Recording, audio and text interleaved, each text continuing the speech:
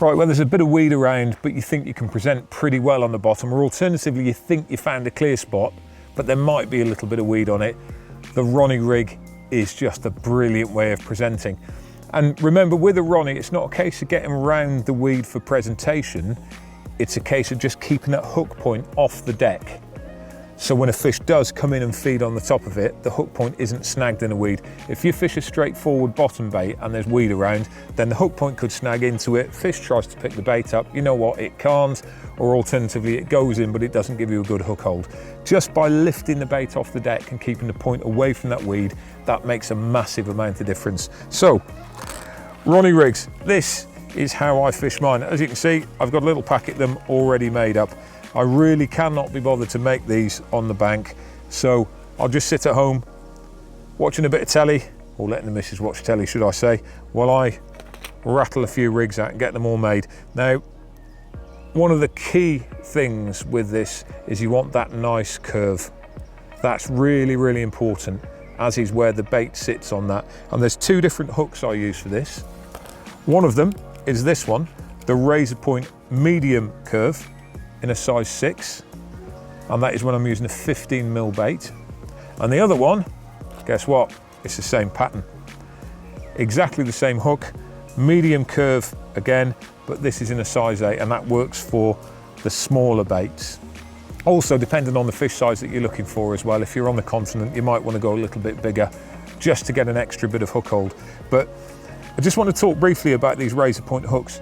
Now, Carp Spirit, their hooks are absolutely fantastic. They are so, so sharp.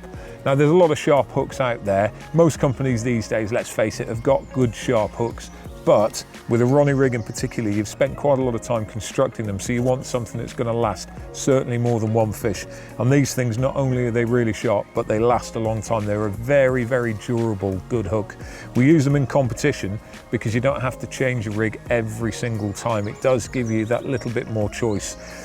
And when the fish are on the feed, if you do have a hook blunt, you're going to have to put a new rig on. With these, they just don't go. So remember that, Razor Point medium curves. So let's have a look at how we set it up. And once again, it is dead simple.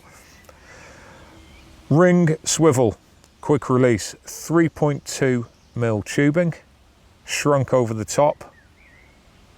Ring swivel, micro, small bead, and literally you can see how it's constructed. Stick it on there. Be careful obviously when you're burning the shrink tube down. I use a straight lighter to do that, and it will take it down quite nicely, but try not to leave it on there for too long, don't melt it. So that rig is now ready.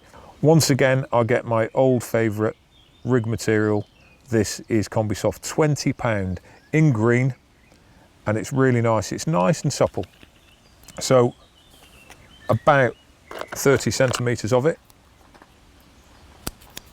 Snip it off, and then rather than Palomaring, or even worse, using a blood on these, I like to put a loop at the end of it. Now you have to be a bit careful if you're doing a blood knot with this, because with any coated material it can slip. So either a Palomar or alternatively a figure of 8. So I'm going to leave quite a nice big loop on there, like so. Turn it round the back, nice and easy, pass it through the front, and then bed it down. And what you'll find there is I've got a really nice little loop. The figure of 8 won't slip, that will grip lovely. I'll just pull it a little bit tighter. I tease it really slowly and also push the knot back in as well, because that just stops it from fracturing any coating and makes it sit nicely. And I like that extra bit of movement. You can see there's a loop there. You can make it bigger if you want, but there's a loop there, there's a ring, and there's a swivel, and of course it turns. So that will jingle and jangle all over the place, and it really does nail them every time. Chop that down, fairly easy. And then at this end, I'm going to put another loop. Same style, but a little bit bigger this time. So nice big turn back. Let's just check how far that is. That's actually nearly 10 centimetres coming back there. So going right down to the base of it, over the front, round the back, pass it through, and I want that big loop. Figure of 8's bedding itself down. You can see where it's getting its name from. Wet it a little bit, then get your puller tool at this end. I use the thicker rounder bit there, and I'm just going to tease that. I'm not going to really yank it, I'm just teasing it down, making sure that it's nice and solid. And there we are. Snip the end off. And that is another brilliant rig ready to go. Now there's no bait screw with this one, you've got to floss your baits on. So with one of the offcuts, thread that through,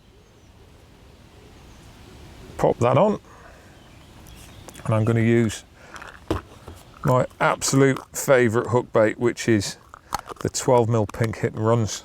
These things just, they catch fish everywhere, they really, really do. I'll get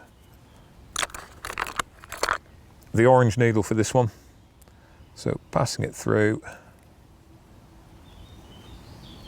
I've got to bed it in there because it's quite tight, but that's one of the advantages with that. Pull it onto the swivel, got a loop there, holding the bait, just pull that through. You can knot it if you want, or alternatively, snip the ends off and burn it down. Don't burn the bait, lob it flat, pull it off the ring at the other end, and that's ready to go. Now, just before we leave Ronnie's, just want to talk about one of the most important parts, and it's this thing. This is the bead that holds it in place. And it's really important that you get this bead right in the right place, because it affects how that bait sits and also how the rig sits as well, as does the buoyancy of the bait. So if you put it very high up, it'll sit back on itself. If you put it lower down, it'll curve around a little bit. You can even have it, when it gets buoyant, working as a bridge rig. They'll still work, but just think about what you want to achieve. But remember, just check that that bead is gripping, and every time you reel it in, check that as well. I've got an old one here that's been out, and it's had a bit of work, this one. It's had a few fish on it already, and you can see there, that bead slides really easily. So that rig is now dead. It's not going to present anywhere near as well as I want it to. Even if the hook point is sharp, even if everything looks all right, if that bead moves, it's not doing its job. So just double or even triple check that all the time. Nice and strong there. And that is, without any shadow of doubt in my mind, the best rig to use when there's just a little bit of something on the deck and you just want that hook point staying out of danger.